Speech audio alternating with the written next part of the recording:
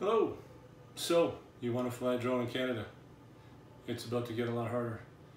Effective June 1st, 2019, unless you're flying one of these little guys, somebody under 250 grams, you're required to obtain a drone pilot certificate or a drone license if you live anywhere in Canada. Welcome back to our channel. Please subscribe and give us a like. So let's talk about the drone pilot certificate.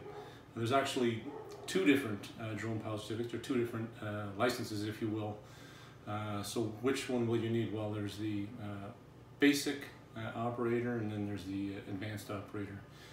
If you're a basic operator, basically you're flying under the conditions of, you're not flying in control, you're flying in uncontrolled airspace, not controlled airspace. So you're not flying obviously around an airport or anywhere that is controlled by an air traffic controller. You're not permitted to fly. You're not permitted to fly within 30 meters, 100 feet of bystanders, and then of course you're not permitted to fly directly over top of any bystanders. And you're 14 years of age or older, which is another point. And I'm sorry to say, if you're 14 and under in Canada, there's no way you can fly anything short of these little guys in Canada now legally. So additionally, if you do get your basic operator license, there's a couple more things you're required to do by law as per Transport Canada effective June 1st, 2019. One, you will have to register your drone with Transport Canada before you can fly, and I'll cover that in a few minutes. And then once you receive a registration number, your drone is going to have to be marked accordingly with that registration number. And then of course you have to pass an exam, and it's a basic operator exam. It's just effective tomorrow, so I got my license yesterday. I think it was one of the first to get it. Not very easy. I will cover that in another video, sort of the content and what to expect when you're writing the exam. So the second type of drone pilot certificate or drone license is the advanced operator. So basically that is somebody who's operating under the conditions of you want to start flying in controlled airspace, that is airspace that's controlled by an air traffic controller. You want to fly over top of bystanders, and you are 16 years of age or older. So for an advanced operator, similar to a basic operator, you're going to be registering your drone again, marking your drone with the number.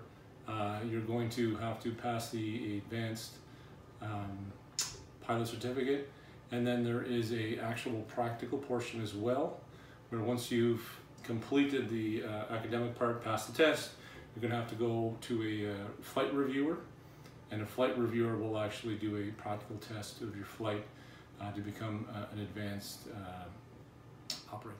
So whether you're flying with a basic or an advanced operator license, a lot of the same rules and regulations from previous legislation of Transport Canada still apply.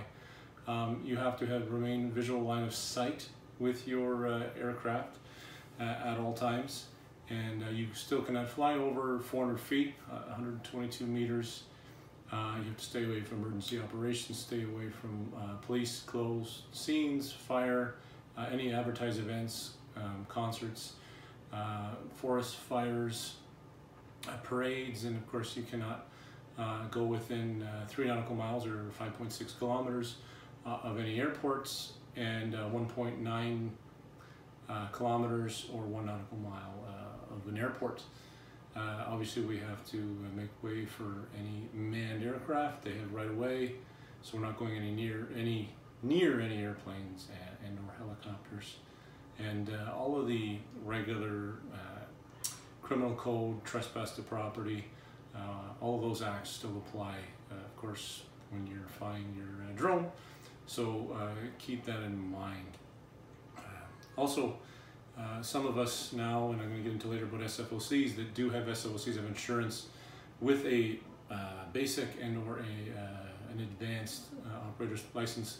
There is no you're not required to have liability insurance, although I personally would recommend it in case something does happen. Okay, let's talk about registering this guy, not this guy. Why? Because this guy's under 250 grams, he doesn't need to be registered. But when you're registering anything like this, between 250 grams and 25 kilograms, which is a significant size drone, you are required to register your drone, the process of which is to, via Transport Canada's webpage, you log on and you register it online. Before you do, I recommend when you have the following things ready: the purchase date, when did you purchase the drone, make, the model, serial number, the weight and what type of drone you have, and then you want to have a credit card or a Nurak card or some form of payment to make a payment. I believe it's $5 to register your drone. Once you register the drone, you'll receive a registration number, which you'll have to place onto your drone. That's it. You don't have to do your phone number, your name anymore. You just put the registration number on it. So just so you're aware, they've also, Transport Canada's come out and listed some of the penalties for not following any of this new legislation. So as a recreational flyer, if you're flying without a license, you're looking at a $1,000 fine. As well, if you're flying and you didn't register your drone, you're looking at a $1,000 fine as well. And it appears, as I read through some of their website, that they may be passing on some of the powers of enforcement onto the police, because they made mention that the police are able to lay these fines, so that may be legislation coming down. So keep that in mind. As a recreational user, your $1,000 if you're not registered, $1,000 if you don't have a license. As a commercial operator, you're looking at a $5,000 fine for having someone operating without a license, and a $5,000 fine for not having your drone registered. Just one last classification of flight that I wanted to talk about, and those of you that in Canada that are doing anything commercially right now are familiar with the term S.F.O.C, which stands for Special Flight Operating Certificate. Yes, they still have those, and yes, they're still required for some specific conditions. Those conditions which are if you're attending a like an advertised event, like a concert or something, you require an S.F.O.C. Your drone itself, and this is not all of these, this is one of these. So if you're at an advertised event, your drone weighs over 25 kilograms, or you intend to fly over 400 feet, 122 meters, you are required to get an S.F.O.C, a Special Flight Operating Certificate. The process is very similar. You apply online to get it. There's something called a standing FOC. Once you demonstrate to Transport Canada that you can have the knowledge, skills, and you've they build up the confidence in you. You've done enough SFOCs. You've done enough actual flights. They'll issue you what's called a standing SFOC, and basically what that means is usually it's a year period, but it means that you don't have to file an individual SFOC every time you want to go out and fly. So thank you for watching. If you haven't subscribed, please subscribe, give us a like, and check out some of our other videos. And I will do my best to get out a video as well, just to let you know my experience on writing. I wrote the basic exam. In fact, I wrote it twice, but I will get into that, and I'll try to put a second video. And thank you very much for watching. Have a great day.